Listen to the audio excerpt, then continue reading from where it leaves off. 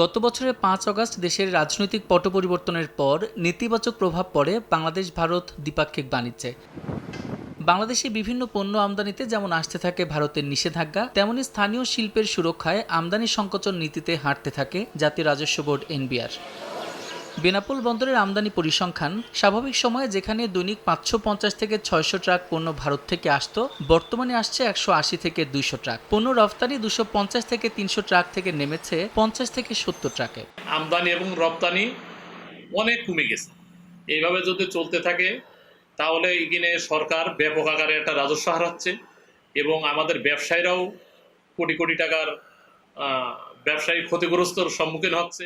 ভারতের কঠোর বাণিজ্য নীতির কারণে কমেছে রাজস্ব আদায়ও। আমদানি পণ্যের উপর ভারত সরকারের নিষেধাজ্ঞার কারণে বেনাপোল বন্দর দিয়ে রেলপথে আমদানি অনেকাংশে কমে গেছে, যার ফলে বাংলাদেশ রেলওয়ে তার টার্গেট অনুযায়ী রাজস্ব আয় করতে পারছে। বাণিজ্য নিষেধাজ্ঞা শিথিল করতে সরকারের কূটনৈতিক তৎপরতা বাড়ানোর দাবি জানিয়েছেন আমদানিকারকরা।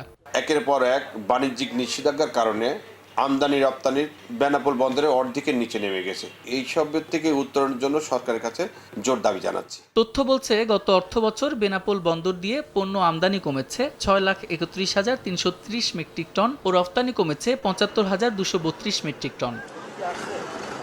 সময় সংবাদ, বেনাপোল।